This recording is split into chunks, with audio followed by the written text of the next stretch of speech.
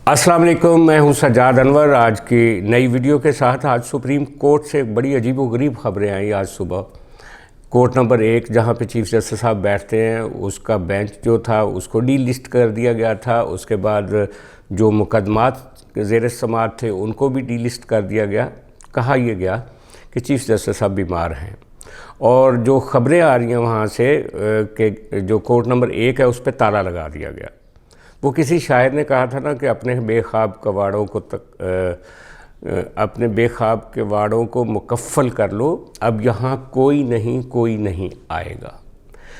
बंदयाल साहब के बारे में मुतज़ाद खबरें हैं। कुछ लोग कहते हैं कि उनको नज़ला ज़ुकाम फ्लू हुआ है, वो एक दिन के बाद कोर्ट में होंगे। कुछ लोग कहते हैं कि उनको शायद कोरोना हो गया है और वो लंबे अरसे के लिए क्वारंटाइन होने जा रहे हैं और इसलिए वो अब कुछ अरसे के लिए अवेलेबल नहीं होंगे। लेकिन जो एक एनालिसिस पिछले कुछ अरसे से हम ड्रा करते आ रहे हैं कि जिस तरीके से इनके ऊपर एक दबाव था, गवर्नमेंट का अपना दबाव था, इमरान खान और पीटीआई का अपना दबाव था, एस्टैब्लिशमेंट का भी एक दबाव था, इन तीनों किस्म के जो दबाव थे और जिस तरह के इनके फ़ैसले थे पहले दिन से, ये जो पंजाब असम्बली और केपी की असम्बली के बारे में जो फ़ैसला था वो पहले दिन से मुतनाज़ा हो गया था। और कुछ जजेस ने कहा था कि ये 3-2 से ख़त्म हो गया, 4-3 से ख़त्म हो गया, इन्होंने 3-2 का कर दिया, यानी कि पहले दिन से ही ये एक टिंटेड फ़ैसला था। और फिर अभी जो रीसेंट समाअतें जो इन्होंने की उसमें पंडोरा बॉक्स खोल दिया मज़ाकरात का, सियासी मज़ाकरात का, तो उसके नतीजे में ये ज़्यादा वल्नरेबल होगा चीफ जस्टिस साहब। लेकिन अभी जो ताज़ा तरीन ख़बरें हैं वो ये हैं कि जिस दिन ये जो चारों जनरल्स गए थे वहाँ पे, लेफ्टिनेंट जनरल्स, आईएसआई के हेड, एमआई के हेड, मिलिट्री ऑपरेशन के जो कमांडर हैं वो, और डिफेंस मिनिस्ट्री के लोग और कुछ और लोग भी थे, तो उन लोगों ने जो इनके साथ 3 घंटे 4 घंटे की मसलसल एक गुफ्तगू की थी, उससे पहले 2 दिन पहले ये खुद बज़ात खुद चीफ जस्टिस साहब जो थे वो रावलपिंडी गए थे और एक खुफिया मुलाकात आर्मी चीफ साहब से करके आए थे। जो रावलपिंडी के सीनियर रिपोर्टर हैं राजा आतिफ जुल्फ़कार, उन्होंने इनकी गाड़ी की एक वीडियो भी जारी की अपने यूट्यूब चैनल पे कि जो, और उसके ऊपर डेट भी है, यानी गालबन 17 तारीख़ को ये फ़ौजी अफसरान मिले थे इनको आके सुप्रीम कोर्ट में इनके चैम्बर में, और 2 दिन पहले गालबन 15 या 14 अप्रैल की वो वीडियो है जो जिस दिन बंदयाल साहब जो हैं वो आर्मी हाउस रावलपिंडी गए थे।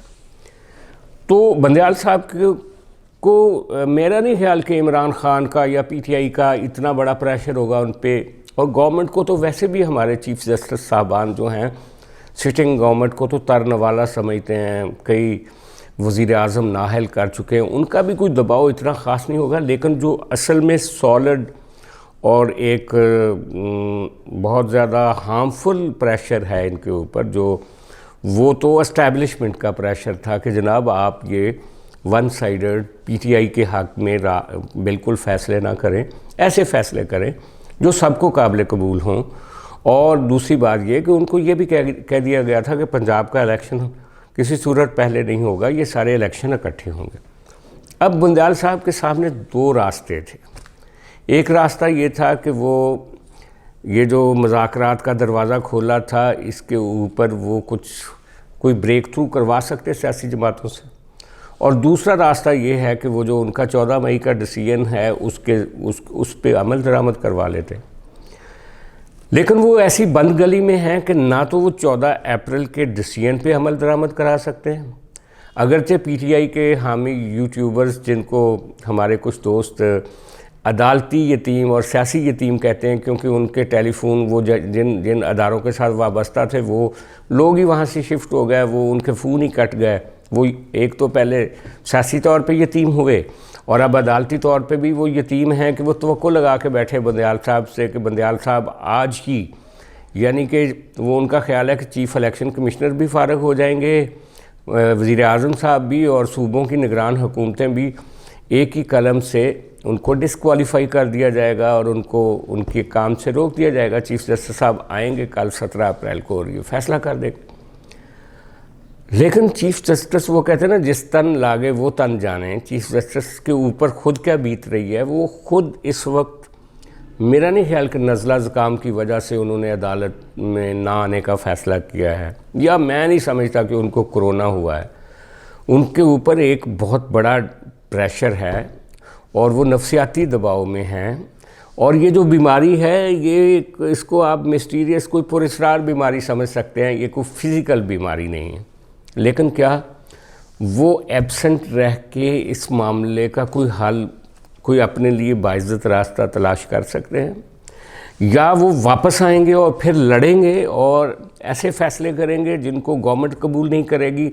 اگر فار دیٹ میٹر وہ کوئی ایسا فیصلہ کر دیتے کہ 14 مئی کو آپ الیکشن کروائیں، الیکشن کمیشن کو کہہ دیتی ہے اور آرڈر کر دیتے کہ ان کو پیسے جاری کرے، اور فوج کو آرڈر کر دیتے ہیں کہ جناب ان کو سیکیورٹی دیں، تو اگر یہ آرڈر امپلیمنٹ نہیں ہوتا تو ایک کانسٹیٹیوشنل ڈیڈ لاک پیدا ہو جائے گا ملک میں. اور اس کا نتیجہ کیا نکلے گا؟ اس کے اوپر عمل درآمد کروانے کے لیے جو ادارے کاربند ہیں یا جو سپریم کورٹ کی مدد کو آنے والے ادارے ہیں، انہوں نے تو پہلے ہاتھ کھڑے کر دیے. نہ آرمی آئے گی، نہ بیوروکریسی آئے گی، اور گورنمنٹ کو روک دیا ہے آپ کے پارلیمنٹ نے کہہ دیا ہے کہ جناب 14 مئی کو الیکشن نہیں ہو سکتے.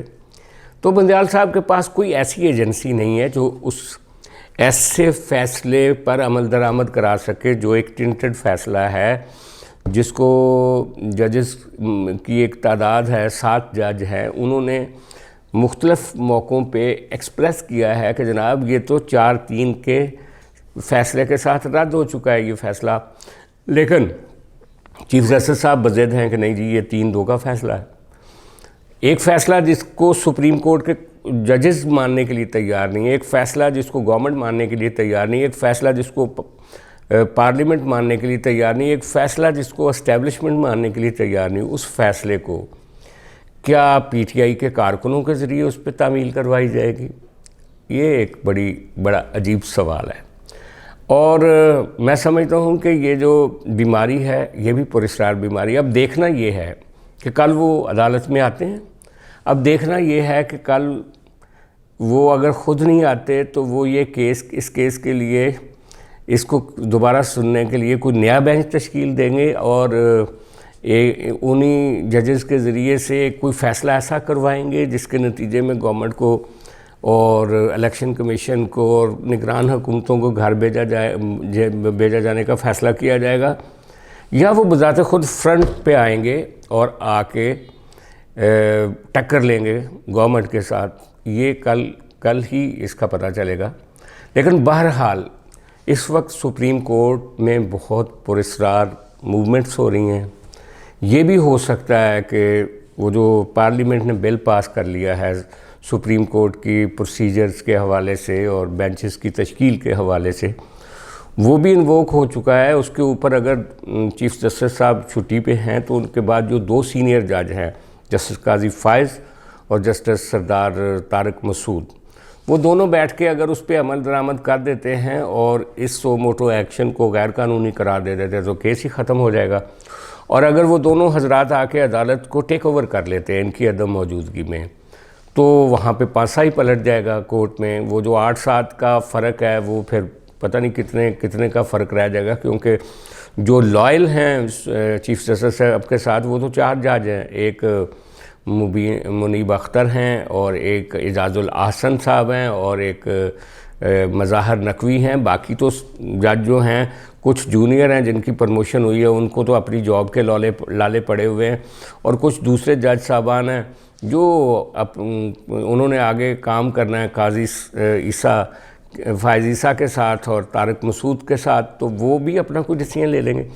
تو بہت ہی ایک افسوسناک، بہت ہی عجیب و غریب صورتحال جو ہے وہ جنم لے رہی ہے سپریم کورٹ میں. کل کیا ہوگا اس پہ ہم آپ کو اپڈیٹ کریں گے. آج کی ویڈیو یہیں ختم کرتے ہیں. اگر آپ کو ہماری گفتگو اچھی لگتی ہے تو اس کو اپنے دوستوں کے ساتھ شیئر کریں. آپ نے اگر میرے چینل کو سبسکرائب نہیں کیا تو اس کو سبسکرائب کریں، اور دوستوں سے بھی کہیں کہ اس چینل کو سبسکرائب کریں. بہت شکریہ، بہت مہربانی.